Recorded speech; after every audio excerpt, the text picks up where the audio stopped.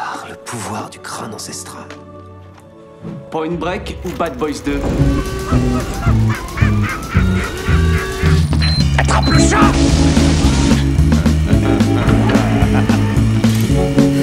Et cette fois, John Wayne ne s'éloignera pas dans le soleil couchant avec Grace Kelly. C'est Gary Cooper, connard.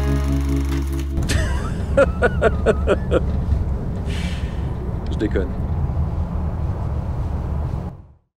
Mesdames et messieurs, bonsoir, bonjour, bienvenue dans Film à emporter, ce nouvel épisode où nous allons parler du Cinquième élément, film de Luc Besson, film français réalisé en 1997 avec Bruce Willis, Mila Jovovich, Gary Oldman, Ian Holm, Chris Tucker.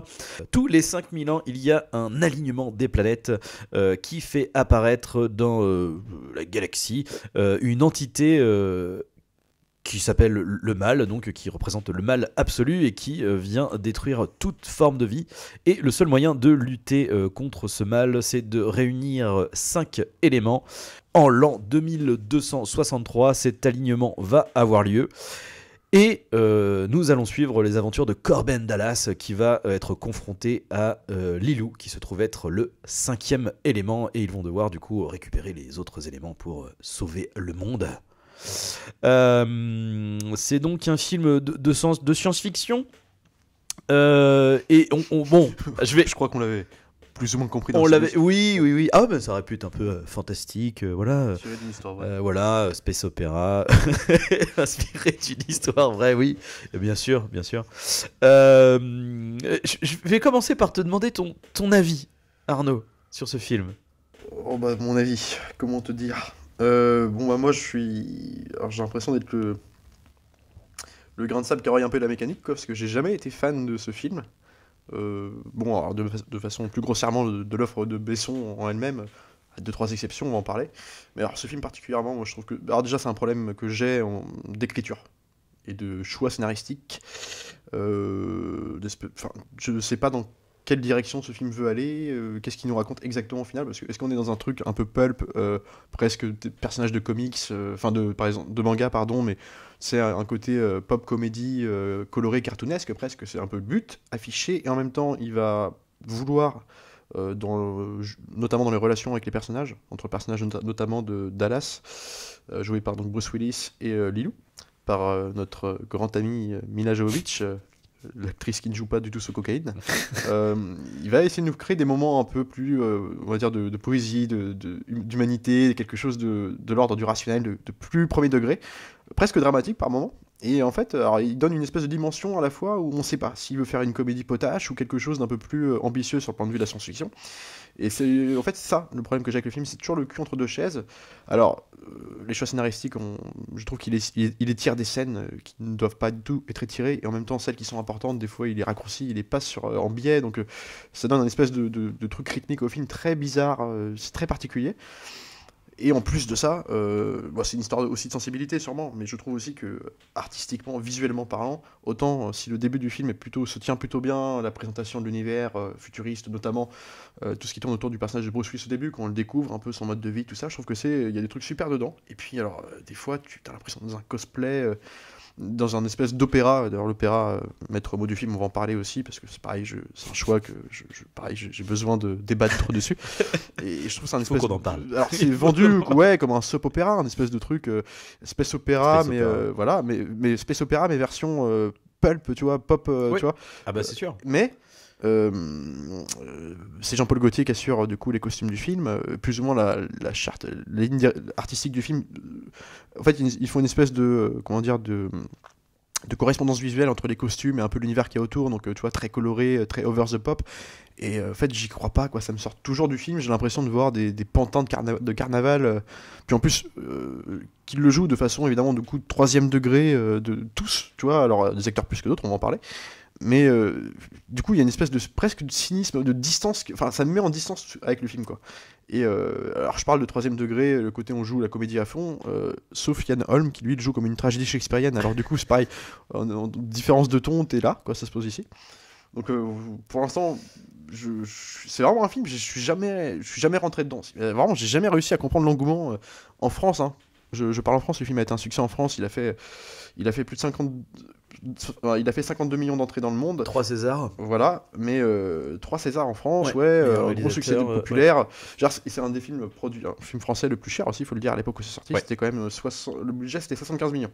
Ce qui reste même encore aujourd'hui un budget. Ouais, il a dû se dépasser avec Valérian. Notamment du coup, par Valérian, ouais. puis aussi avec, je pense déjà Astérix aux Jeux Olympiques à l'époque. Par Thomas Langman, ça C'est vrai fait, qu'il je était crois cher, à vérifier, mais je crois qu'on est dans cette échelle de budget. Donc là, il y a quelque chose de.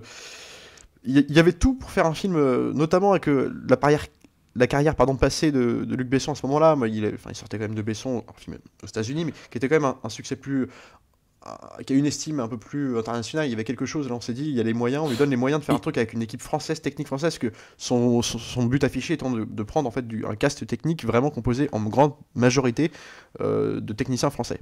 En fait, du coup, ça aurait pu être le film de la fierté, quoi. Et alors, quelque part, ça l'a été, parce que je crois que beaucoup, aujourd'hui, d'entre nous, notamment ceux qui l'ont vu plus jeune, hein, j'ai l'impression quand même, donc à l'âge où il fallait le voir, quoi, j'ai l'impression qu'ils en gardent une espèce de truc un peu... Vraiment, c'est compliqué de parler de ce film. Nostalgique. Les gens, des fois, j'ai des oui. débats assez compliqués, on me dit, ouais, mais c'est une borne de la SF en France, enfin, oui, peut-être, parce qu'il n'y avait pas non plus 40 000 concurrents, sauf qu'aujourd'hui, je crois pas que ce soit un truc qui est rentré dans la pop culture au sens où, en tout cas, c'est un film vendu à l'international. Je vois jamais des trucs, des reprises dans les films américains. Je vois pas un truc que ça a impacté, même en France quelque part. Enfin, je veux dire, à part dans les discussions. Non. Tu vois, dans l'iconographie, Non, t'as pas quelque chose. Le Le film n'est pas resté, si ce n'est dans les souvenirs de. J'ai l'impression d'enfants amusés à l'époque, quoi. Mais toi, il y a un truc comme ça. On l'a vu petit, on veut le revoir. Moi, je l'ai vu petit, ce film. Je suis jamais entré dedans. J'étais peut-être bien tout seul dans mon entourage. Il n'empêche que mon avis ne change pas aujourd'hui. Alors encore plus quand on a bouffé du film derrière. Il y a quelque chose de film de sale gosse, mais pas responsable. C'est ça que je veux dire. Film de gosse tout court. Mais moi, je suis très partagé parce que le film fonctionne sur moi. C'est indéniable. Je ne boude pas mon plaisir devant le film. Je le trouve très fun. Je le trouve... Je pense que la qualité première du film pour moi, c'est la rythmique en fait du film. C'est peut-être même le montage en fait. C'est peut-être ce qui fait que le film il est pas, je le trouve pas trop long. Après, dans les rythmes de certaines scènes, ça reste. Mais en tout cas, dans la globalité, je trouve qu'il est hyper équilibré et que tu passes d'une séquence à l'autre, c'est hyper engageant, etc. Après, effectivement, maintenant, avec le recul. Ouais, il y a les fautes de goût qui sont vraiment prononcées quand même. Qui tâchent. Et après. Mais déjà à l'époque, moi je trouvais, tu vois, c'est pas un truc en vieillissant. Tu vois, ce qui m'emmerde, c'est que je dis faute de goût et en même temps, c'est clairement pas des fautes de goût. Enfin, c'est-à-dire que c'est vraiment des intentions. Non, donc c'est voulu, bien sûr. Là, du coup, si on dit faute de goût, là, on est clairement dans la subjectivité. À partir du moment où tu prends un mec comme Jean-Paul Gaultier, qui est quand même un mec très excentrique. Alors, au-delà de ça, c'est déjà les designs de Moebius. À la base. Après, enfin pour les concept art de base, etc. Et tu sens qu'il a voulu garder de ce truc-là. Ouais, mais c'est pas revalorisé par une espèce de colorimétrie. Et tout est pop, quoi, tu vois. Non, puis c'est qu'il y a des trucs à un moment donné où ça peut fonctionner en film d'animation, en BD, tu vois. Mais ça. Avec les moyens de l'époque et du coup l'application. Alors parce que malheureusement, je pense que dans une partie du budget, en fait, il y a surtout le casting qui est passé, quoi. Ouais. Alors, parce que je pense que Bruce Willis à cette époque-là, par exemple, ça coûtait pas mal de pognon, à mon avis. Et puis on a eu du pot de là. Oui, alors c'était la superstar de l'époque. On sortait de Une journée en enfer. Tous ces films-là, c'était la grosse période de Bruce Willis. Donc ouais, ça coûtait du pognon. Il faut savoir qu'on a de la chance, quoi. On a fait se taper. Alors j'ai une tendresse pour lui, mais c'était Jean Reno qui était approché quand même pour faire ce rôle-là. Alors Jean Reno, autant je peux adhérer à cet acteur-là qui est extrêmement charismatique et dans un rôle comme Besson, on lui demande de pas parler de Léon, mais qu'on lui demande de faire des tirades, de faire le héros d'action, tu vois, peroxydé comme le Bruce Willis. Autant Bruce Willis ça passe, il a ce côté comique en lui qu'il avait déjà dans John McClane. Là on peut plus pousser à la limite, tu vois, mais Jean Reno là ça aurait été la cerise sur le gâteau. Mais il y avait aussi Mel Gibson pour le coup, qui aurait pas été inintéressant dans le sens où Mel Gibson, l'arme fatale, c'est un mec qui peut être actionneur, il nous l'a prouvé, et avec ce côté un peu de second degré, tu vois, presque, c'était pas inintéressant. Jean Reno, voilà quoi. Mais Bruce Willis, du coup, c'est un bon choix malgré tout. Ah oui, non, pour le rôle, parce que clairement, on est sur un. En termes d'écriture, ça change pas beaucoup de John McClane Non, en non, réalité. Le côté mais de Die À part Hard qu'il 1, est blond peroxydé. Par qu'il- Voilà. Toujours la discrétion affichée de Luc Besson. Oui, bon bah. Mais Non, bon, mais après, bon, c'est voulu, ça fait partie du truc aussi. Hein. c'est ça. Mais par Je contre, troll. là où effectivement, je vais vraiment avoir une problématique, c'est que il y a un problème de ton. Il y a un moment donné, ça fonctionne pas. C'est-à-dire que soit il y a cette volonté quasiment effectivement, tu dis de partir sur du pulp, de partir sur quasiment du cartoon en fait. C'est-à-dire que dans le jeu de certains acteurs et quand même la globalité, quasiment tout le casting en fait est complètement en roue libre et tu sens que c'est une volonté en fait de faire ça. Ouais. Mais à côté de ça, t'as aussi ce truc de vouloir beaucoup se prendre au sérieux, on va parler d'amour et c'est le point central, tu vois, qui va sauver le monde. Ouais. Et bon, déjà de base, effectivement, comme on le disait, il a écrit ça quand il avait 16 ans et ça se sent du coup. Ouais. Mais en tout cas, voilà, c'est pas, je dis pas que c'est nul, hein, je veux dire, moi ça me dérange pas qu'on parle de ça et que le pouvoir de l'amour sauve la galaxie, ça peut être très bien fait. Et d'ailleurs, sur certaines scènes, ça l'est. Parfois, parfois c'est très touchant, parfois ça fonctionne. Mais en tout cas, le mélange, c'est compliqué effectivement d'avoir Chris Tucker qui. On va en parler. J'en ai pas parlé volontairement. Et l'instant d'après, on essaye de te poser un truc sur ouais, mais en fait, je peux pas vous sauver parce que l'humanité, ils sont, enfin voilà, la guerre, tout ça. Enfin, tu sais, d'essayer d'être hyper sérieux et profond, tu vois. Et là, tu fais, bah en fait, ouais, mais il là, c'est y a une compliqué, dichotomie entre des scènes de personnages et d'autres. Enfin, c'est-à-dire quand t'as Ian Holm qui le joue tragédie shakespearienne, le vieux ouais, bah, lui, sage. ça fonctionne, lui, Ça fonctionne, mais ouais. pas dans ce film. Enfin, genre, Bah, tu peux créer dans des le ton personnages comme sérieux, ça. lui dans le ton sérieux, il fonctionne. Il fonctionne, mais Lui- tu peux placer justement pour faire justement. On parle de dichotomie, tu peux créer une dichotomie dans un film comme ça. Tu Oui, peux passer du côté, mais il faut que ce soit alloué par autre chose. Enfin, je veux dire, il y a un côté. Là, quand tu passes, comme tu dis, d'un mec comme Ian Holm qui va en gros, qui va être le vieux sage du truc, Ouais. qui va t'énoncer ce qui va potentiellement arriver dans le futur et comment l'en empêcher ou comment sauver en gros la planète, hein, parce que c'est un truc aussi manichéen que ça. Mais ce que je veux dire, c'est que voilà, le problème de moi. Et ça rentre aussi en concordance, tu parles de Chris Tucker, mais aussi avec la charte visuelle de ce moment-là du film. Chris Tucker, Chris Tucker, lui, il est dans le bon film de la charte visuelle du film. Mais c'est ça, C'est-à-dire parce que qu'en fait, moi, le lui, truc qui me dérange il est- aussi dans ce ça film, fonctionne. même dans visuellement, c'est-à-dire que toi, peut-être contrairement à toi, peut-être qui a plus trouvé que le film a subi le coup des années, quoi, simplement. Ouais. J'aime bien, je trouve que ça passe encore la première partie, les voitures volantes et compagnie, visuellement en tout cas, j'entends hein, pas les idées qu'il met dedans. La course-poursuite et tout. Ouais, le toute la découpage partie est Bruce Willis, super cool. présentation de l'univers de Bruce Ouais, Willis ouais. dans son espèce de, alors je sais plus comment ils appellent ça, oui, une espèce de Même lui-même est plutôt bien présenté. quoi. Ouais, voilà. Au début, il y a il y a des vrais codes de personnages, même à la limite dans la rencontre du personnage de Corbin Dallas et Lilou. Encore que, elle est belle, l'idée est belle de le faire se rencontrer, elle tombe dans son truc, l'espèce de. Mais pareil, gestion de rythme. Pourquoi à ce moment-là le côté bim boum bano, parce que en gros le dialogue on resitue, elle parle pas vraiment bien, elle vient de sortir de son espèce d'hôpital là, je sais plus ce que c'est. Et alors, elle saute pour échapper aux médecins qui la pourchassent, tu vois, les flics et tout ça, puis elle tombe du coup dans la voiture volante qui est en dessous de Bruce Willis qui est présenté comme un peu un loupard, un mec tu sais C'est John McClane. hein. John McClane avec sa mère qui un peu le harcèle au téléphone parce que tu sens que c'est un mec qui vit tout seul, qui est un peu voilà, et il tombe sur elle et puis alors du coup rencontre, ils discutent, en gros il l'engueule et tout, puis après l'autre boum, bim badaboum, oui, bim badaboum. Alors c'est mignon parce que tu vois c'est comme un robot qui essaierait de parler avec une espèce de rapport d'humanité entre deux entités différentes, tu vois, il y a un espèce de truc comme ça et en fait il les tire sur 2 bonnes minutes. C'est ça, c'est-à-dire qu'en fait une première fois tu fais boum, Ouais. boum, big badaboum, oui.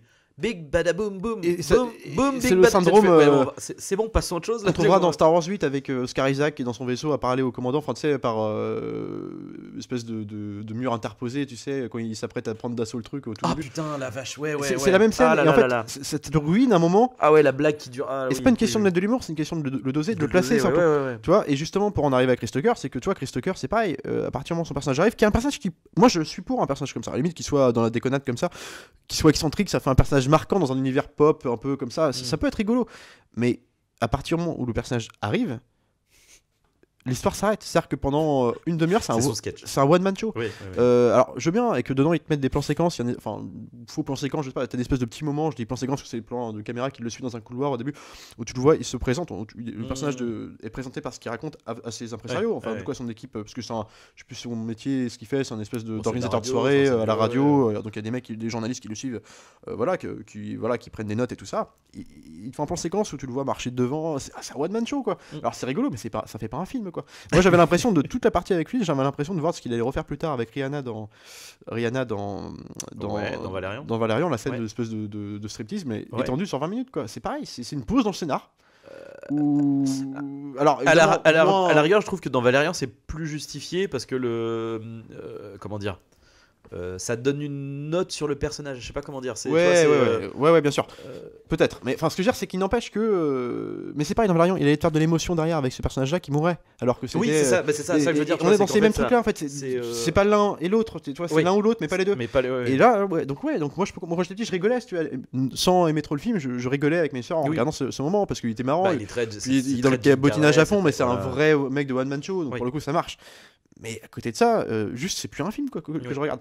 Et mais toi, j'ai l'impression que quand j'en discute autour de moi, parce que encore une fois c'est très compliqué de parler de ce film. Bon, on est plus mesurés nous deux là, mais quand même il y a des gens, tu vois. Autant je suis un peu mauvaise langue quand je dis que c'est pas rentré dans la pop culture entre guillemets, mais quand je vois sur Facebook, on a tous des gens ou des amis qu'on connaît qui vont redessiner des extraits de ce film et tout ça. Ouais. Et donc il y a quand même un attache, et je suis sûr que, et en fait ce qui revient souvent c'est de me dire oui mais c'est des personnages iconiques, c'est des personnages qui t'ont marqué donc tu t'en rappelles. Bah ouais, mais il suffit pas de me mettre un mec en peau de léopard peroxydé qui fait des blagues pour oui je me rappellerai parce que je me rappellerai du mauvais goût prononcé du film quoi. Mais c'est pas pour autant que ça en fait un personnage réussi, tu vois ce que je veux dire. Et surtout les interactions qu'ils ont avec les autres, en fait ils sont pas la rencontre qu'il a avec Bruce Willis et à la fin ils sont pas plus proches, ils s'accompagnent parce que les éléments font qu'ils s'accompagnent, mais ils n'ont pas de vraie interaction, tu vois ce que je veux dire. C'est très compliqué. En fait, moi, je pense qu'il y a un raté en fait dans cette volonté, parce que il y a la volonté que je perçois du film, c'est en fait de nous dire que l'humanité en 2200 et quelques est en fait arrivée à une sorte de, je trouve pas le mot, de décadence, Ouais. tu vois. Chris Tucker, j'allais Ouais, dire Chris Chris Rock, Tucker, Chris Chris Tucker, Tucker. Du coup, c'est le Oui, c'est le parangon de ça, tu vois. C'est la C'est résultante lui, de- c'est de- le showbiz du futur, c'est le. Ouais. Mais tous les personnages qui ont du pouvoir, tu sais, même le président, le mec, il est en train de faire une réunion avec son général, il est en train de s'enlever ses chaussures, tu vas te faire un massage des pieds en milieu d'une. Ouais. Tous les mecs de pouvoir sont des mecs complètement exubérants, qui en font des caisses, etc. Et le personnage du coup de Bruce Willis, donc Corbin Dallas, lui, c'est un mec pour le coup qui devrait vivre dans notre monde à nous. Tu vois, lui, bien lui sûr, il est j'entends. pas dans cette décadence. Ouais. Et justement, c'est pour ça il est là. Tu sais, au début, tu as ce truc de. Alors, du coup, c'est un peu symbolisé par. Lui, en fait, ce qu'il veut, c'est juste être posé, avoir une vie et rencontrer la femme qui va lui convenir, tu vois. Et tu le sens déphasé, quoi. Et du coup, bon, après, ça reste du sketch, mais du coup, je trouve que ça fonctionne. Du coup, quand Corbin et ce mec-là se confrontent, parce que l'autre, il en fait des caisses et l'autre, le regarde, fait. Et il réagit juste, bah oui, non, Ouais. bonjour, au revoir, quoi. Et donc, je comprends l'intérêt d'avoir fait ça. Ian Holm, c'est logique qu'il soit aussi, du coup, dans le côté. Parce qu'en fait, c'est ça, Ian Holm et Bruce Willis, à la rigueur, ils jouent dans le même film, tu vois, tous les deux. Tous les deux, ils jouent dans un film d'aventure de SF sérieux, voilà. Non, je peux entendre que. Gary Oldman, pareil, lui, c'est du Chris Tucker, tu vois. Il est, Ah ouais, non, mais Gary Oldman, il en c'est fait pareil, des caisses, j'ai son même pas parlé de ça. personnage, il est haut en couleur, il est. Voilà.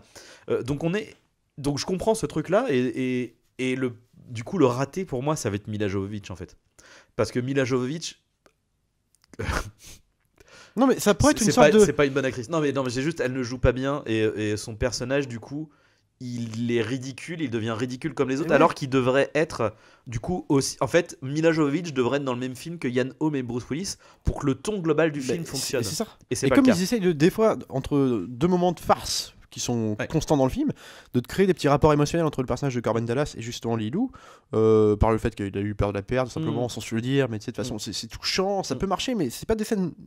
Elles sont plutôt réussies, mais c'est juste qu'elles sont intégrées dans un espèce de melting pot de trucs de toutes les influences, mais avec tous les tons possibles, tu sais pas où t'es. Et Mila Jovovich, si tu veux, le truc, c'est que ça aurait pu être intéressant son personnage. Il est pas inintéressant sur le papier. Non. En fait, il y a une espèce de côté, quand je parlais de manga aussi, de trucs un peu Alita, tu vois, Ouais, espèce non, de. mais bien sûr. Et le côté les cheveux rouges, tu vois, ça aurait pu être une Ça vraie peut iconisation d'un personnage qui. Ouais. Mais sauf que elle n'évolue jamais. Alors, l'histoire d'amour, elle est. Alors. Non, enfin, comment te dire, Alors, elle va après, évoluer. ouais, mais l'histoire d'amour, enfin, il y a un espèce de truc dès le début. Tu sais que ça va finir comme ça. bien Ça, sûr. ça aurait pu ne pas être un problème. Sauf que, en fait, je ne ressens jamais leur relation émotionnelle ouais. évoluer entre le personnage. Tu vois, il n'y a pas de truc. le dialogue bim bam badaboum, là, c'est mignon Au dans début, l'idée. c'est mignon. C'est mignon parce que ça peut. C'est que tu vois, on est sur un truc, on parle avec un robot, quelque chose, enfin, de l'ordre de ce truc-là, que je veux dire. Un truc qui. Comment créer une humanité exemple typique, alors c'est pas une histoire d'amour, mais tu regardes le personnage de T2, simplement le T800, comment il évolue avec le petit garçon et tout ça. C'est pas la même relation. Mais je veux dire, Mais tout c'est est la amené. même, Il y a l'émotionnel qui une échelle, tu vois, il y a des stats qui sont passés au fur et à mesure, et tout est amené progressivement. L'action vécue, les scènes d'action s'intensifient jusqu'à la fin du film, et du coup, s'intensifient en même temps que leur relation d'amitié grandit. Donc il y a un truc où t'es plus attaché au personnage. Ouais. Et là, en fait, c'est. Tu vois, toute la scène de fin dans l'opéra. Ouais. En plus, on parle du scénario. Outre les personnages qui gravitent autour, c'est parce que j'ai pas parlé de Gary Oldman, mais c'est pareil, l'apport Jean-Paul Gaultier. Et quand Gary Oldman cabotine, alors il peut se le permettre dans Léon, il peut se le permettre ici dans un truc comme ça, mais là, c'est au-delà des potards, quoi. Et là, en plus, grimé comme ça, moi je peux pas. Après, je le trouve mortel. Mais après, je le trouve. Mais c'est effectivement. Mais Maintenant que tu le dis, c'est des sketchs, quoi. Son plan, quand tu analyses bien le scénario, c'est ridicule en fait. Il est Ah, pas. mais c'est Non, un mais peu- mais ils sont c'est tous ridicule, rigolos, oui, mais oui. pas parce que c'est simplement le méchant qui veut détruire la Terre et tout ça. C'est parce qu'il y a Non, un parce côté, qu'il est nul. Enfin, ça marche pas ce qu'il fait. Mais oui. Enfin, genre, à la fin de l'opéra, Mais- il apprend que en gros la diva allait, parce que en gros voilà, tout ce qui ramène le climax à l'opéra, enfin pas le vrai climax alors, mais en tout cas le climax d'action à l'opéra, c'est-à-dire qu'en fait on comprend, on cherche, on est à la quête des 5 Des éléments quatre éléments, du qui coup, pourraient faire en sorte ouais. comment dire, de détruire la menace en fait qui veut nous exploser la Terre, quoi, simplement. Et là en gros du coup on nous apprend que il y a une passage de la diva jouée par Maïwen, on va en parler, qui va se produire à l'opéra justement, et qui serait la détentrice des pierres. Enfin, des pierres. Et du coup, il faut les récupérer. Il y a un accord qui est passé avec elle et Lilou, apparemment, qui est déjà fait. Il faut aller là-bas les récupérer avant que, justement, Zorg et tout ça s'en mêlent. Zorg, donc ils y Oui, vont. le mal d'ailleurs, j'ai pas précisé. Oui, Zorg, c'est le mal. Zorg, c'est le la mal. planète. Donc Zorg Méchant. apprend ça de son côté. Il y va. Alors, Ah non, c'est Gary Oldman, j'ai dit n'importe quoi. c'est Gary Oldman, Ouais, Zorg, ouais, pardon, n'importe excuse-moi. quoi. Non, c'est moi qui. Non, Et donc Gary Oldman, il va de son côté avec ses bad guys aussi, qui ont une gueule, voilà, c'est pareil, ça c'est subjectif. Et du coup, pour essayer de contrecarrer les plans, récupérer les pierres et tout ça, il ramène une bombe. Alors après, c'est pareil, il ramène une bombe là-bas, qu'il ne fait pas exploser tout de suite. Il repart, il revient dans les appartements de la diva. Puis en fait, il se dit, je vais faire exploser la bombe, je sais pas quoi, il y a un truc. Puis en fait, du coup, ça marche pas. Et puis en fait, lui, il va mourir là-bas. Oui, C'est parce complètement qu'en fait, il y a crétin. d'autres. Ouais. Tu sais pas, c'est l'impression Alors- qu'ils savent plus comment faire du perso, quoi. Après, en fait, si ça fonctionne aussi dans cette même truc que je te disais de décadence. En fait, c'est comme si John McClane, Obi-Wan et je sais pas qui on pourrait là. Enfin bref, Non, mais c'est bien vu. et Lilou C'est se retrouvent dans Idiocratie en fait. Ouais, Et ils c'est doivent sauver le monde. Et du coup, c'est pour ça que sur le papier, ça fonctionne. Du coup, ça. bien. Ouais. Le fait que Zorg, surtout qu'en plus, c'est pas gratuit parce que la fin qu'il va avoir, c'est que en amont dans le film, Ouais, mais il- tu peux pas tu sais, tout excuser sous le principe que c'est des idiots, parce que dans ce cas-là, rien n'est plus logique dans les actions des personnages. Tu vois, on peut- ah non, si, parce que leurs actions sont logiques. C'est juste que ils sont. Non, ils sont pas voués à échouer, ils quoi, sont du pas coup. assez malins pour faire en sorte que ça marche bien. Et du coup, Ah, par contre, non, mais ils se non, prennent non, mal. oui. Non, oui. Non, c'est Mais, pour ça que je te dis, sur le papier, ça Sur le papier, fonctionne. Non, mais de toute façon, l'idée du space opéra funky, C'est ça. coloré avec des personnages cons, Ouais, ouais. pourquoi pas? Mais du coup, il y a trop de tons différents dans le film qui Bah, font que. Et surtout, du coup, le côté sérieux et le côté profond du film n'est pas suffisamment maîtrisé pour que tu puisses, pour que du coup le mélange soit subtil et fonctionne quoi. Et du coup, tu te retrouves un truc qui, sur le papier, est intéressant, peut être bien, mais dans l'application, du coup, ça rame quoi. Et alors, par contre, je voudrais juste revenir parce que j'ai dit que Mila Jovovich était mauvaise. C'est pas exactement le cas. Bon, déjà, c'est pas une actrice. Elle à joue ce la qu'elle base. a joué, quoi, on va dire. C'est dans le ça, mais c'est quand même aussi plus vraiment de la direction d'acteur film. Ouais, puis, et ouais, du ouais. choix de. Parce que c'est pas lié qu'à l'écriture aussi pour le coup. Là, Mais c'est non, non, aussi non. une direction d'acteur qui est un peu voilà, aux fraises, quoi. Mais et puis aussi parce qu'il y a un moment donné, c'est aussi un choix quoi. C'est-à-dire que Ouais. Mila Jovovich, il me semble qu'à la base, c'est pas du tout une actrice, c'est une mannequin. Hein, j'ai pas dit je crois pas que j'ai dit de conneries. Donc il y a un moment donné, quand tu dois prendre quelqu'un qui doit faire véhiculer des émotions Ouais. sans la parole. Ouais. Ou avec c'est hyper compliqué en fait. Ouais, bien sûr. Donc c'est pas, il suffit pas, c'est pas parce qu'elle parle pas qu'il faut juste prendre une belle gueule pour. Ouais. Parce que là, littéralement, ce qui se passe, c'est que dans le film, elle est parfaite parce qu'elle est bonne, quoi. Enfin, en plus, t'as ça, parce que t'as le Ouais. truc de c'est le 5e élément, c'est l'être parfait, etc. Ouais. Et sauf qu'en fait, à chaque fois, littéralement, tu fais genre, littéralement, ce que vous nous dites, c'est juste, ouais, elle est. Parce qu'en plus, à chaque fois, les mecs disent ça quand elle est à poil, et Oui, qui se retourne et qui sont gelés, qui Ouais. fait elle est parfaite. Ouais, mais ça, c'est le rapport de Besson avec Et les là, fans. tu te Du dis, coup, mais, mais- ah ouais, non, mais c'est sale quoi. Enfin, là, pour le coup, Non, c'est- mais mais ce que je veux dire, c'est que tout ça, Tu sais, Besson Ça- est aussi connu dans ses films après pour faire en sorte que ce soit tous des bimbos. Enfin, tu vois, c'est quand même le prod des transporteurs et compagnie. Il faut voir. oui, oui, voilà. oui. Mais ce que je veux dire, Je pense c'est qu'il y a que un truc aussi comme ça, hein. il n'empêche que du coup, ça va à l'encontre de la subtilité Mais du oui. message vis-à-vis de l'amour, de Non, tout mais ça, et quoi. du coup, ce qui aurait pu être un truc dans ce style-là devient un anti-Alita, quoi. Oui, du coup. Et mais faut à noter à ce complètement, niveau-là que Besson a écrit la première monture de ce scénario. C'était, alors je l'ai marqué, du coup, c'était en 81. C'était inspiré il était au lycée, et c'était inspiré d'un sketch du film Metal Hurlant. Donc il y avait aussi vouloir Non, faire un mais truc un peu. De toute façon, le fait d'aller chercher Mais Moebius, Qu'il ait écrit au lycée, ça peut Jean-Paul expliquer Gaultier. des choses parce que. Ouais. Comme Mais disait Baffy, Laurent Baffy disait que quand Besson écrivait une trilogie d'action, bah, ça lui prenait une demi-heure. Et je suis pas loin d'être d'accord avec cette analyse. Voilà. Parce que ça correspond. Ça là, correspond. c'est clair que du coup, en termes d'écriture, oui, il y a un truc de si tu veux faire, en fait, soit tu veux faire un truc peut-être un peu simple, tu vois, mais quitte à vraiment partir sur le degré zéro du pouvoir de l'amour. Ouais. Mais à ce moment-là, je dirais, tu fais un film simple et visuellement simple pour que ça soit impactant, entre guillemets, tu vois. Je veux dire, quand tu réfléchis, par exemple, à je vais parler, je sais pas, d'un James Cameron, tu vois, qui va te faire un Terminator. Du coup, c'est simple, tu vois. Tu vois, c'est le scénar, ce que ça te raconte, et c'est à peu près la même chose, hein. C'est à peu près le pouvoir de l'amour en fait, je vais créer de l'émotion, je vais donner de l'émotion à une machine, tu vois. Enfin, Ouais, bien sûr.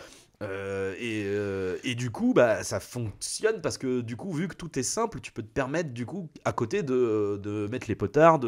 Ouais, passer mais Cameron, là c'est un donc il est vrai problème. virtuose C'est réglé, un quoi. problème d'équilibrisme en fait. C'est ça. Mais Là, on est sur du. également aussi. Alors, je suis Mais du peut-être coup, il pas. se casse la gueule. Peut-être qu'on va pas être Du coup, d'accord il se avec casse la à ce niveau-là, j'en sais rien. Parce que je sais que t'as plus d'attrait en tout cas pour le travail de Eric Serra Ah ouais. et à la musique. Alors, Ouais. autant je suis d'accord sur ça peut passer. Moi, je suis pas fan du Grand Bleu, mais Ouais. c'est cette espèce d'aspect onirique dans Ouais. les sons marche Moi, ça, complètement avec j'adore, le voilà.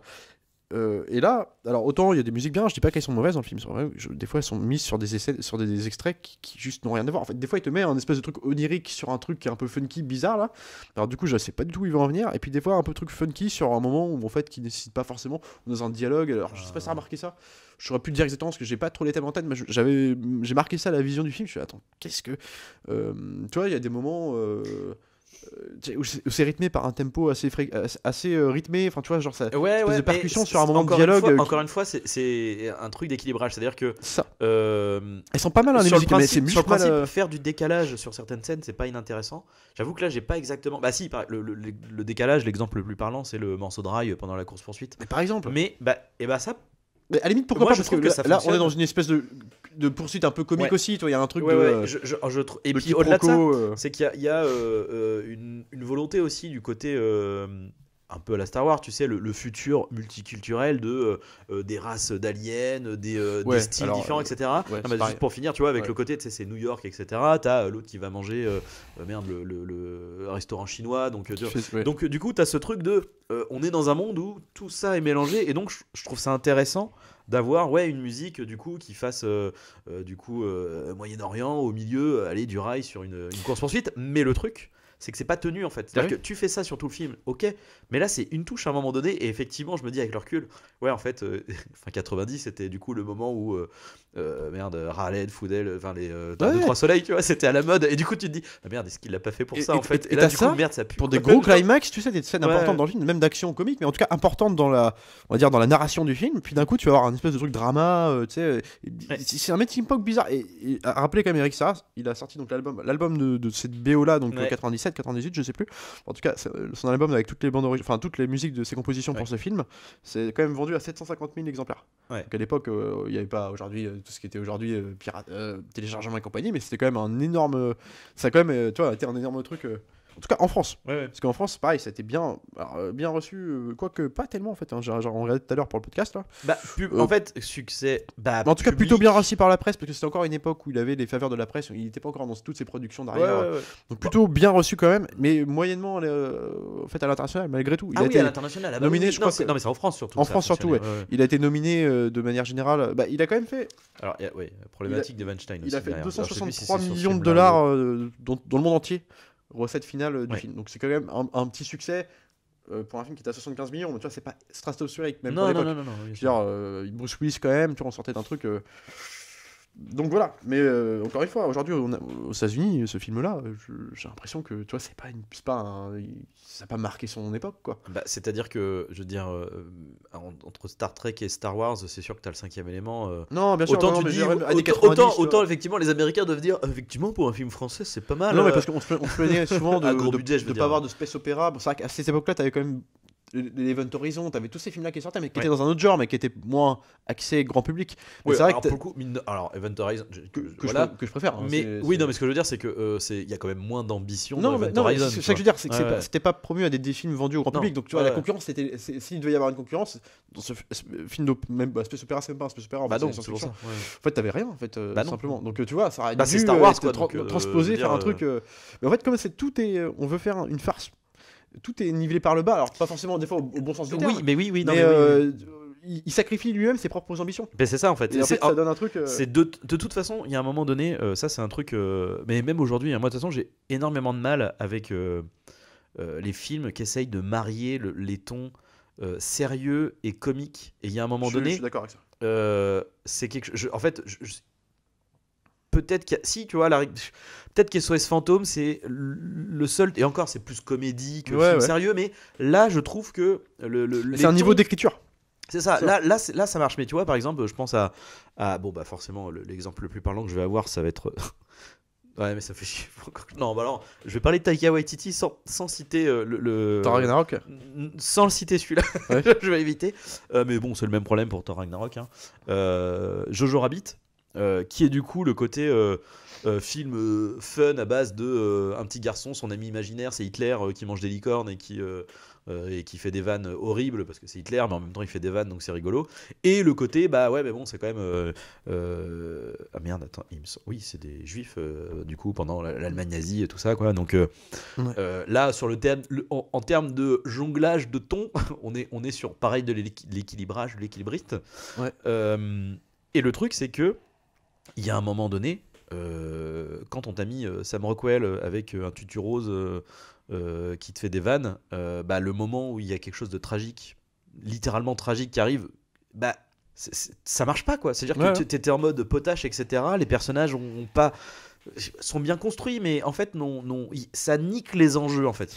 Ça nique les enjeux qui sont censés être sérieux et qui, dans le cas d'une tragédie, d'un film d'action sérieux premier degré, bah, si les enjeux sont pas bons, bah, le côté émotionnel, il y est pas, quoi. Même pour aller dans ton sens, après c'est une question pour le coup, je vais reconnaître de subjectivité propre et dure, hein, parce qu'en fait simplement il y a des réalisateurs plus illustres, hein, bien plus réputés dans un tout autre genre, encore qui marient aussi l'humour à l'action ou à l'horreur, à tout ça. Je pense à John Landis simplement, le Loup-garou de Londres, tous ces trucs là qui sont hyper bien faits, si tu veux. En fait, même moi, tu vas reconnaître que voilà, Oui. c'est super, mais j'arrive pas à rentrer dedans. Donc, ce qui peut expliquer cela aussi. Moi, il y a des qualités au 5e élément, mais en fait, c'est vrai que c'est pas un truc qui va me plaire de base, malgré tout.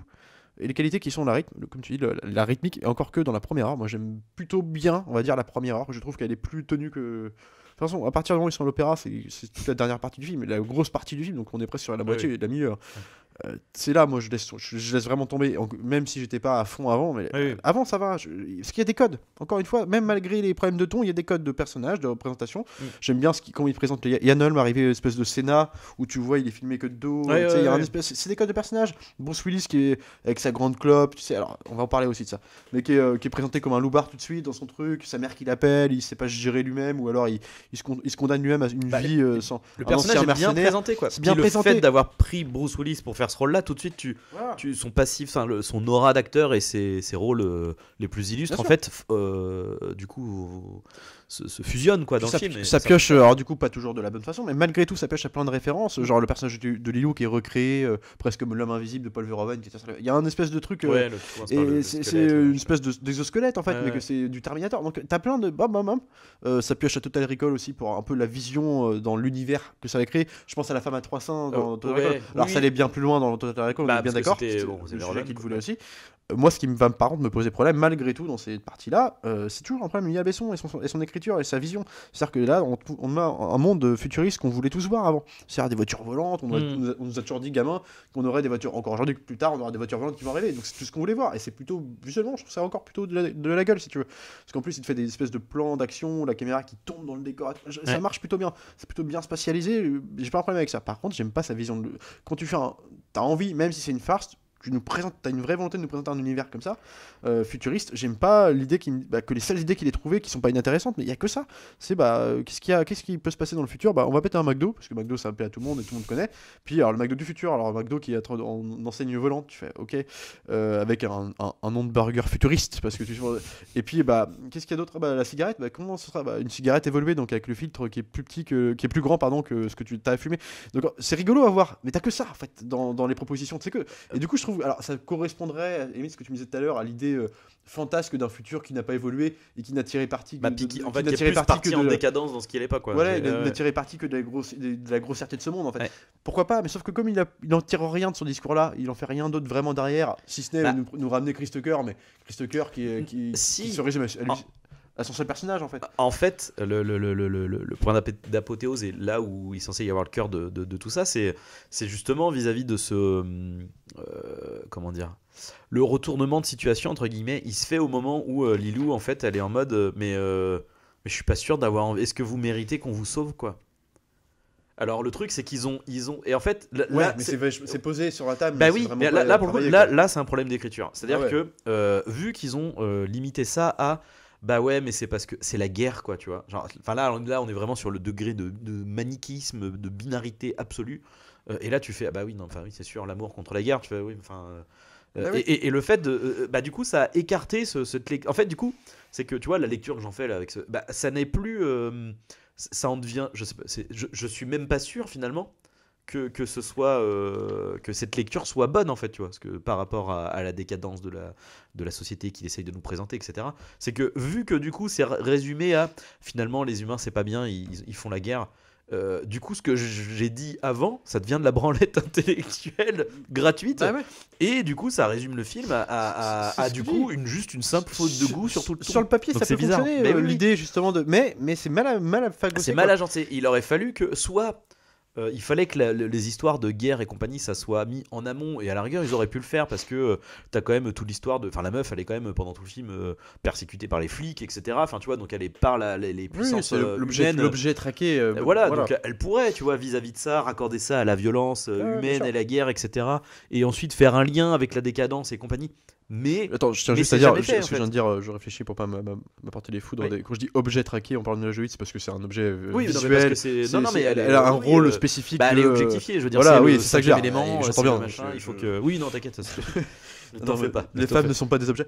Mais ce que je veux dire, c'est que il y a aussi, toi, on parle de code de présentation de personnages qui fonctionnent au début, mais qui restent malgré tout. Et limite, c'est pas forcément normal dans un film comme ça qui se veut une farce d'avoir des personnages archétypales qui ne sont que des archétypes. Ce qui va me déranger avec Besson, c'est qu'il ne les fait jamais sortir des archétypes. C'est-à-dire que du début jusqu'à la fin, ils sont dans les rôles bien préconçus. T'as jamais rien d'émotionnel entre eux. T'as le vieux sage, espèce de Gandalf, plutôt Dumbledore de Richard Harris, oui, c'est vrai, Harry Potter. Le mec qui a les bonnes idées, mais en même temps qui est très calme et c'est sur lui qu'il faut compter, tu vois, c'est une tragédie shakespearienne, tu vois. T'as Bossuis, le loupard, t'as Lilou, Alita, quoi. Enfin, tu vois, on a déjà eu des personnages comme ça. Et puis le méchant excentrique qui veut détruire le monde, tu vois. Et en fait, tu poses ça sur la table, ok. En plus plutôt bien amené. Je ne parle pas de Gary Oldman, pour moi j'ai toujours un gros problème avec lui, mais ils sont amenés, ils sont posés. Après, qu'est-ce que tu vas en faire derrière? Il en fait rien. Après ça devient 3 quarts d'heure à l'opéra où c'est un one man show avec alors quand je parlais de personnages archétypaux, je n'ai pas parlé de la diva. On va y venir, t'en fais pas. Voilà. Le truc c'est que là du coup encore une fois ça se résume à un gros problème d'équilibrage, c'est-à-dire que si tu as des archétypes, il faut que ton scénario soit suffisamment solide pour que tes archétypes servent ton scénario. Ah oui. Et si à l'inverse, comment dire, tu as une histoire simple, il faut que tes personnages soient super bien développés, écrits et sortent des archétypes et des stéréotypes, etc. Et là, en l'occurrence, il fait rien de ça, quoi. Et c'est et ça, c'est très fâcheux, quoi. c'est que du coup, ça en fait une faute de goût, quoi. C'est faute de goût le film, du coup. Après, c'est terrible. Et tout ce que je pouvais apprécier sur la partie visuelle du film, au début en tout cas, malgré toutes les idées que j'aime pas, en tout cas, choix plutôt scénaristique, mais en tout cas, visuellement, ça a de la gueule au début. Et en fait, le film, plus il évolue, plus il avance dans le temps, plus en fait, il perd en. Enfin, genre, comment dire, tout est nivelé par le bas en fait, visuellement ça se transforme en film où à la fin t'as l'impression de voir un espèce de cosplay, c'est plus du tout l'ampleur du début. Moi l'opéra, le problème que j'ai avec cette scène, déjà c'est qu'outre cette scène dans l'opéra, c'est juste la non-créativité absolue, parce que l'opéra, pourquoi l'opéra? C'est pas innocent, pour mettre le personnage de Diva, c'est pour créer un univers baroque, pour donner toute l'aise possible, le Jean-Paul Gaultier a créé quelque chose. Donc pour créer oui, mais encore une fois, dans ce thème de, c'est pour ça je pense que c'est ce qu'il a voulu faire, de la décadence, etc. C'est le côté bling bling du truc. Ouais, mais c'est le truc parfait, ça peut correspondre, mais en même temps il peut faire ça. Mais quand tu vois ce qu'il fait là-dedans, enfin je veux dire, alors oui, on pourrait dire oui, mais du coup en se moquant du personnage de Chris Tucker, ça en fait quelque chose, la critique pourrait être acerbe et faire quelque chose, sauf qu'on se moque pas de lui, on est avec lui, on rigole avec lui, toi c'est un personnage fun, et finalement on en retient du film, il était fun ce personnage quand même, on rigole. Peut-être un truc comme ça qui se passe, et puis alors ils te mettent le personnage de la diva qui est joué, enfin on va pas dire qu'elle est jouée bien ou mal, pardon, mais disons que il y a un truc qui se passe avec elle, c'est que elle est dégueulasse déjà physiquement, et que son personnage, cette scène qui se veut être une scène un peu la scène culte du film, non mais la scène culte, on va te faire parce qu'il fait beaucoup de montage parallèle dans le film Besson pour dynamiser l'action, et là la scène de l'opéra, j'en ai juste marre de voir ça depuis 40 ans, je sais pas pourquoi, ils ont vu le Parrain 3 une fois dans leur vie, puis depuis alors, ils te font, alors t'as une meuf qui chante, ou alors un violoniste, ça pourrait être ça et en fait ils l'ont fait aussi plus tard dans le James Bond Quantum of Solace, avec un espèce de montage visuel, et en fait je sais pas, c'est une mode, et puis là du coup comme c'est funky, ça veut donner une scène, mais sauf que la scène d'action elle est pas en soi ouf, c'est Jovovich qui fait ce qu'elle a toujours fait plus tard dans un Evil derrière, avec une meuf qui chante mais en fait c'est comme si comment te dire, l'apport de cette séquence en parallèle, c'est comme si tu peux l'enlever, la nana, tu mets une musique en fond, c'est pareil, enfin tu vois, c'est la même intensité, ça devient mais bon, le personnage est loufoque, excentrique, du coup ça donne une espèce d'imagerie un peu c'est culte, tu vois, mais là où il y a l'échec, c'est qu'effectivement là du coup le film a vieilli, le costume elle est ridicule, la scène. Non mais le costume de Maïwenn, il est vraiment, j'avais l'impression d'être pour les fans connaîtront l'espèce de fausse suite officielle qui n'est pas une suite d'ailleurs, mais en France c'était traduit comme y a-t-il un flic pour sauver l'humanité avec Ophélie Winter, et je vous conseille, c'est exactement les costumes qu'on a sur la Lune, les personnages qu'il y a sur la Lune, c'est pareil, mais c'est horrible quoi, c'est pas dans le 5e élément quoi. Et c'est vraiment dommage parce que là pour le coup le design de Moebius, je le comprends, tu vois, mais pas fait comme ça. Là c'est pas possible. Il faut jouer sur la lumière, faire un truc. Ouais. non, parce que pour le coup ce personnage là, il est hyper premier degré en plus, tu vois. Mais le personnage d'Iva. Oui. Et alors l'autre problématique, c'est que du coup si tu veux faire un personnage comme ça, alors que je sache, c'est pareil, hein, peut-être que je peux me tromper, mais il me semble que Maïwenn n'est ni chanteuse d'opéra, ni danseuse ou quoi que ce soit. Et le truc, c'est que là, pour le coup, c'est pas de sa faute. C'est ridicule. Avec le costume qu'elle a, comment tu veux qu'elle puisse bouger on dirait un pantin désarticulé qui est tiré par des ficelles. Même visuellement, elle est droite comme un piquet. Non, c'est ridicule. Les seuls trucs qu'elle peut faire, c'est bouger ses bras. Moi, je me rappelais mais en fait, c'était ma terreur quand j'étais gosse. Pas parce qu'elle me faisait peur, mais parce que c'était ridicule. Et moi, je sais que je me rappelais plus, par exemple, de son. Tu vois, je l'ai revu que pour le podcast, le film, ça faisait des années que je l'avais pas revu, j'avais pas osé le revoir. Je troll un peu, hein, mais en fait, du coup, l'arrivée de la diva sous cette espèce de nappe là, de voile et tout, genre qu'est-ce que c'est que ça, il te la présente comme quelque chose de sacralisé. Ce qu'elle est amenée, parce que depuis le début, on t'en parle, genre c'est la diva, c'est là que tout va se jouer. Encore une fois, ce qui pourrait fonctionner, hein, en vrai, c'est là pour le coup, c'est l'idée marche, l'application.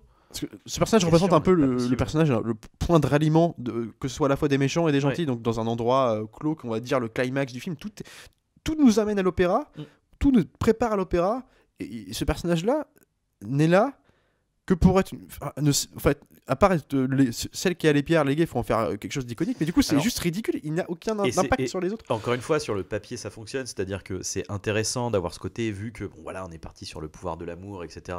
Ce qu'il y a de mieux, pourquoi sauver l'humanité et les espèces intelligentes, et on aime, on est capable de créer, etc. Donc d'utiliser effectivement à la fois une chanteuse, donc le côté artistique, en même temps le côté sacralisé, presque religion, comment on appelle ça, alors pas religion, enfin si ça fait religion, mais je veux dire c'est spirituel en fait. Voilà, et du coup c'est intéressant, Mais ouais, c'est le truc, c'est que tu vois bien que c'est un ballon de baudruche qui a été gonflé. Enfin, c'est... Ouais, tu vois, mais là c'est Jean-Paul Gaultier, c'est vraiment l'espèce de tout faire dans la plus grande simplicité du monde, voire ça marche peut-être dans un défilé de mode, mais pas dans un film de SF. Toute farce que ça doit être. Enfin, tu vois, il y a un truc. En fait, là encore, tout dépend du ton. Si tu fais une grosse comédie, alors, depuis le début, ça fonctionne. Voilà. Si on était juste dans un ton de comédie, etc. Oui, là ça fonctionnerait, tu vois, d'avoir un costume comme ça, hyper outrancier, etc.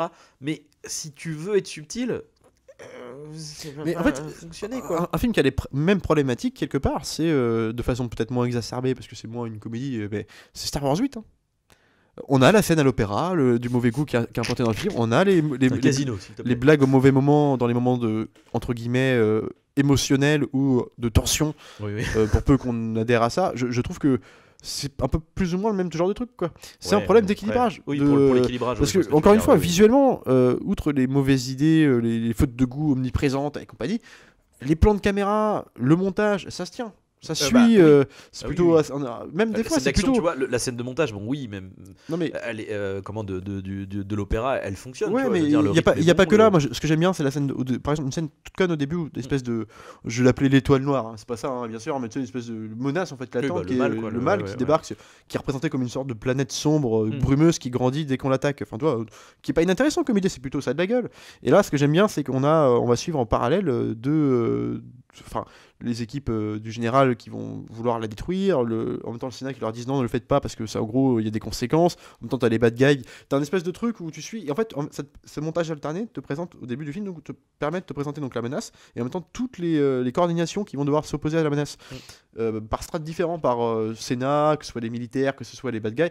Et ça présente tous les personnages dans une même scène en fait, de façon intelligente, plutôt bien dosée, rythmiquement. Et en fait, en 3 minutes, il te raconte avec son montage, ce qui aurait pu être raconté par un tâcheron sur 15 minutes de film derrière. Non, c'est clair. Il y a quand même des velléités. Et c'est pour ça qu'au début, il y a beaucoup de bonnes idées comme ça, malgré tout, malgré les fautes de goût. Et plus le film avance, plus il perd tout ça pour s'engouffrer dans ces travers, quoi, et puis de dire une grande blague. Alors, vaguement, on essaie de remettre un peu d'émotion à la fin. Quand je dis le climax, l'action se passe donc, du coup, on va dire, donc vraiment, ça se passe vraiment tout ce qui tourne autour de l'opéra. Mais après, il y en a la résultante. C'est-à-dire qu'il faut aller retourner je sais plus, dans la pyramide là, pour aller regrouper les 5 pierres et faire l'invocation pour arrêter le mal, quoi. Mais là, du coup, ça devient une espèce de final comme tu pourrais voir dans La Momie. Donc, bien sûr. L'humour un peu en moins, ça devient plus sérieux. Mais du coup, après ce qu'on a tout vu. Ils en rajoutent quand même un peu. Ils parce en rajoutent qu'à la un peu. fin, il y a quand même. Mais là où c'est pareil, où du coup, le personnage de Chris Tucker les suit. Et en fait, pour aucune raison. Pour aucune raison. Il n'a pas pu évoluer dans ses. Enfin, si, il les suit, si, oui, logique. C'est parce qu'ils ont tous évacué, il était avec eux. Il était avec eux, mais tu vois. Jusqu'au bout, tu vois. Ça va. Il n'y a pas d'évolution avec eux. J'ai l'impression de voir le personnage du Cuisto Black dans Peur Bleue à la fin qui se retrouve avec Thomas Jane je sais plus justement, je vais pas le dire. C'est pas Ice Cube, non, c'est pas Ice Cube. Merde. Qu'on avait pu voir dans Halloween 20 ans après aussi. Putain, mais oui. C'est un rappeur, hein. Enfin, peu importe. Et ce mec-là, à la fin, il se retrouve, mais ça n'était que le psychic comique de l'histoire. Et il n'a jamais eu d'impact émotionnel, d'interaction émotionnelle grandissante avec les personnages, que ce soit de l'amitié, de l'amour ou quoi. Et en fait là c'est pareil à la fin, il est là parce qu'il faut qu'il soit là, puis c'est tout. Et pourquoi il est là? Parce qu'il est fun aussi, le perso quand même. Ça arrange bien Luc Besson d'avoir ce personnage là. On va faire la petite blague à la fin, quoi. Donc tu vois, voilà, c'est une belle vitrine, mais pour pas grand chose en fait. Donc ça en fait un film mineur en fait, mais comme si il s'évertuait à en faire un truc. Un tout petit film. Il n'empêche que je trouve quand même que même si je trouve que du coup l'application est ratée, encore une fois, ça reste un film ambitieux. Pour le coup, tu vois, la différence de Star Wars 8, c'est que je préfère un film qui tente vraiment des choses, quitte à se planter, tu vois. Et il se plante, mais il tente, tu vois. Il tente quelque chose. Même s'il y a des looks qui peuvent être de mauvais goût, quoi, qui font très cheap, etc. Il n'empêche que ça donne une ambiance particulière et un ton qui est quand même assez unique, quoi. C'est-à-dire que c'est pas possible de comparer le 5e élément avec Star Wars en réalité, tu vois. Quand bien même c'est du space opéra en termes de ton, etc. Ça n'a rien à voir. À la rigueur, si. Du coup, le 5e élément et Valérian peut déjà avoir un peu plus en termes de direction artistique, etc. Problème d'équilibrage. Et oui. Donc mais en même temps, c'est ce qui fait que, enfin là, la revoyure, c'est d'autant plus un naufrage entre guillemets, quoi. Tu vois, dis-moi si j'entends, mais ce qu'on en a parlé souvent du 5e élément. En le revoyant, tu as quand même eu une espèce de. Tu l'as réévalué un tout petit peu quand même. Dans le mauvais sens du terme, du coup, mais tu l'as. Bah, alors, oui et non, c'est-à-dire que le truc, c'est que moi j'ai toujours bien aimé le cinquième élément. Après, j'ai jamais été en pamoison, quoi. C'est-à-dire que Chris putain, à chaque fois je vais l'appeler Chris Rock. Oui, moi aussi, Chris Tucker. J'ai l'Infatal 4 dans la tête. Mais Ouais. non, Chris Tucker, moi il me fait marrer, si tu veux. Moi ça fonctionne. Moi il me fait marrer ce personnage. Mais effectivement, le truc, c'est que avant. Comme tu disais, c'était quasiment du sketch en fait. Ouais. C'est vrai que la problématique, c'est que chaque scène fonctionne. C'est-à-dire que la scène de Chris Tucker, si tu te dis que c'est une comédie, ça fonctionne. La scène toutes les scènes de Lilou et Bruce Willis, même si des fois il y a des problèmes de rythme, de trucs trop longs, etc. Mais il n'empêche que sur le papier, ça fonctionne, tu vois. Il y a des scènes qui sont très mignonnes, il y a des scènes où il y a de l'affection qui se construit, etc. Ça marche. La scène d'action, elle est très bien, tu vois. La scène d'action très bien rythmée, très bien montée, etc. Ça marche. Côté badass, l'autre qui arrive avec les punchlines. Où est-ce qu'il a appris à négocier, lui, quoi. Enfin, tu vois. Ouais. Mais le problème, c'est que mis tout bout à bout dans un film, bah ça fonctionne pas, quoi. Et Tu pioches, quoi. et du coup, c'est ça. Et en fait, effectivement, je pense qu'après, il y a le côté mémoire sélective. Mais finalement, quand on y réfléchit, si tu demandes aux gens ce qu'ils ont aimé dans le cinquième élément, ils vont te répondre quoi? Ils vont te répondre multipass. Ils vont te répondre Corben, concours, Chris Tucker, quoi. Ils vont te répondre Chris Tucker. Et ils vont dire, Bruce Willis, quand même, c'est cool. Hein. Bah oui, c'est sûr, Bruce Willis dans un film, quand il cachetonne pas, c'est cool. Mais parce que c'est Bruce Willis, c'était l'époque de Bruce Willis. Bah oui. Tout ce truc-là.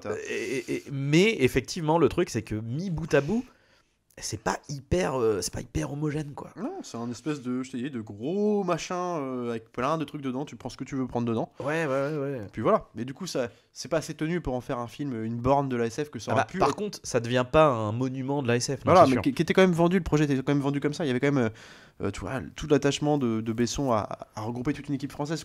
Alors, c'est un film français tourné en Angleterre, donc en grande majorité à Londres. Ils ont fait le Pennywood. Enfin, donc voilà, mais c'est une équipe française majoritairement. Et du coup, cette volonté-là, lui qui a toujours été un fan de SF, qui le prouvera, alors qu'il le prouvera pas dans l'application, mais en tout cas dans sa volonté de faire du Valérian plus tard, qui a toujours été fan de ça, tu vois, qui tire ces trucs de Metal Hurlant de l'époque, toutes ces références. Tu sens que c'est un gamin, mais qui a envie de faire un vrai. Mais c'est en ça que je trouve que il a peut-être pas le niveau de le faire. Moi, je trouve que le film a quand même une tenue, en fait.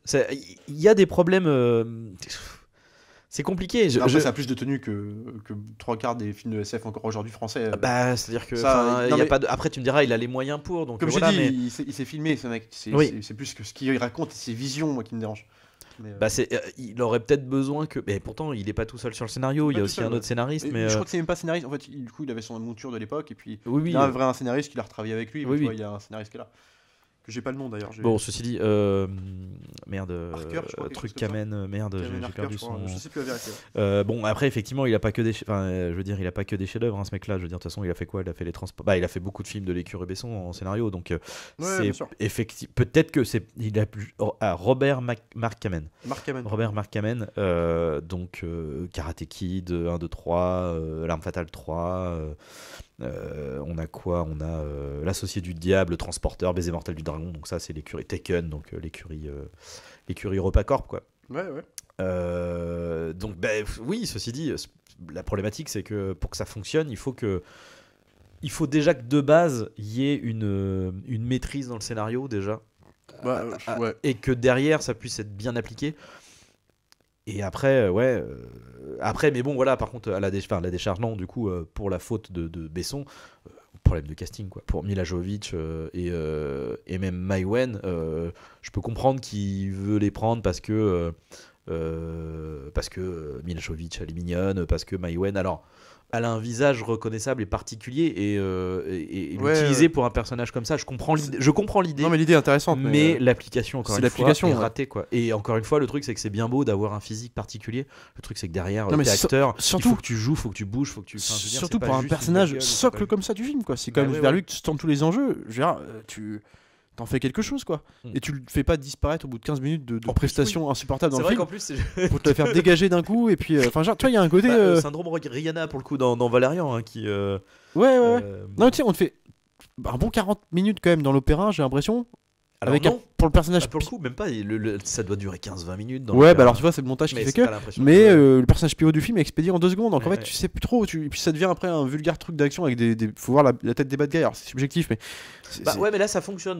Là pour le coup, Après- dans l'univers space opéra, Star Oui, Trek, ouais, tu vois, ouais. ça fait très, ça Bah fait là, très là, Klingon, on tu a, vois. à la dans limite, l'idée. on ouvre plus les portes à ce côté-là, ouais.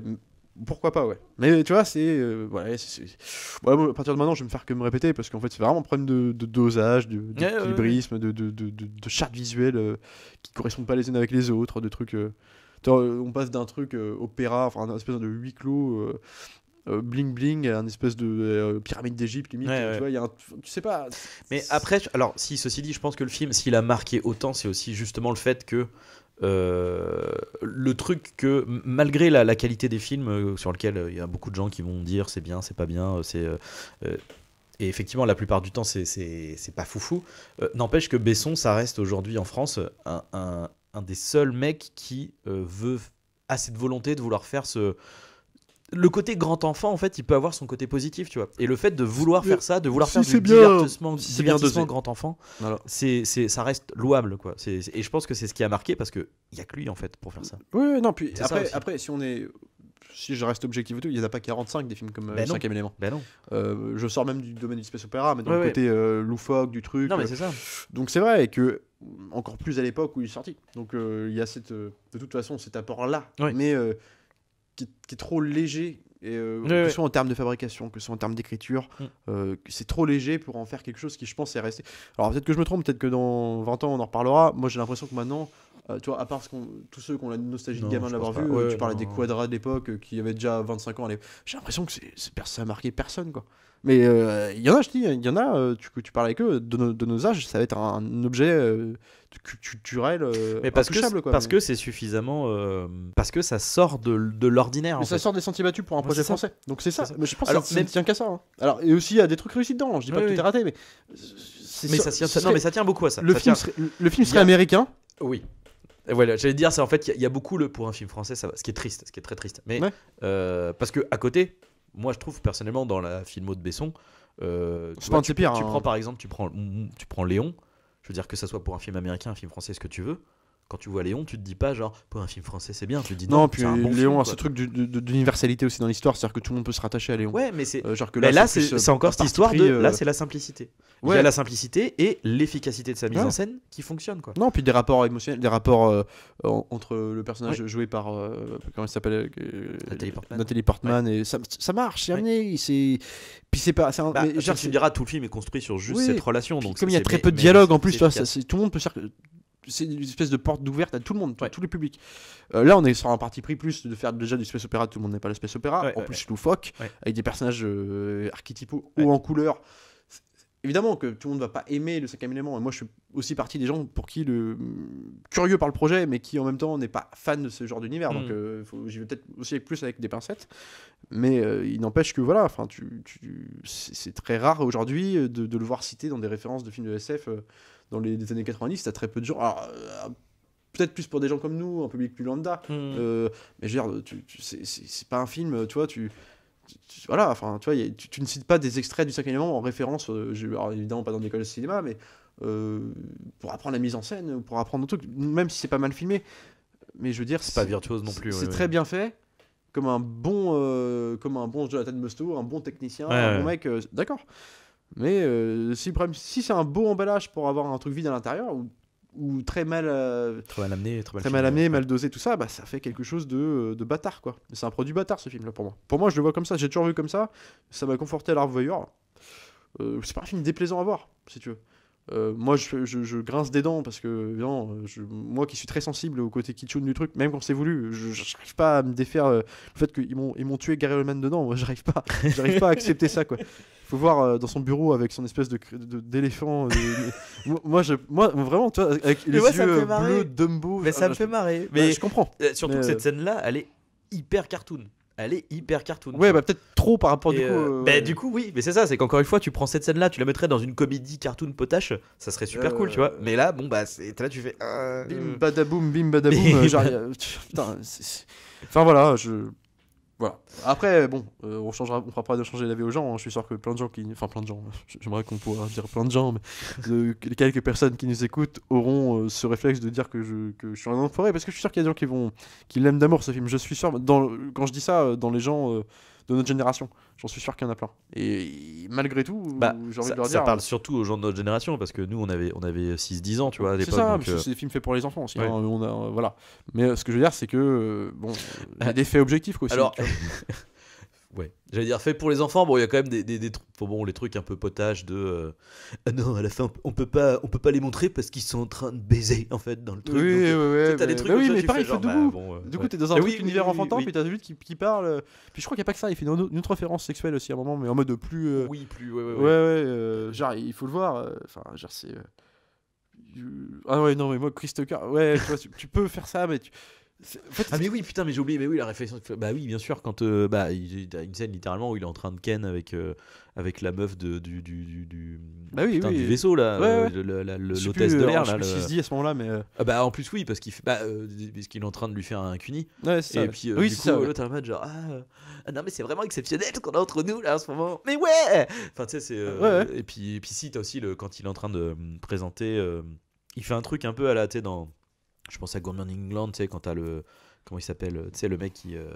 Est-ce que vous êtes en train de faire quelque chose de sale en ce moment? Enfin, tu sais, ce truc un peu sexuel, sensuel, tu vois. Ouais. Et il fait ça à la radio, il est en train de parler, et puis en train de. Ouais. Et il fait effectivement, je sais plus de quoi il parle, mais en gros, il fait une métaphore avec il est en train de regarder la nana en même temps, puis il est en mode genre, ouais, on va faire. Enfin, ça va être l'extase, le machin et tout. Donc, oui, t'as ce truc de tu fais, ah oui, alors c'est pour les enfants, et en même temps. Après tu me diras les gosses à l'époque on n'avait pas capté des masses enfin pas non ça va tu vois je pense pas qu'un parent qui a amené son gosse à un moment donné voir ça se soit dit enfin son gosse je veux dire après bon tu vas peut-être pas avec ton gamin de 6 ans mais enfin tu vois 8-10 ans ça va c'est pas la mort quoi. Mais après ouais non mais je suis d'accord avec ça. Mais tu vois j'avais l'impression de voir Chris Tucker comment dire, le problème que j'ai avec ça c'est comme par exemple tu me fais un film comme le professeur Folding. Ouais. Moi je veux bien très potage pour avoir un one man show de une demi-heure dans le bar avec Eddie Murphy qui me fait marrer.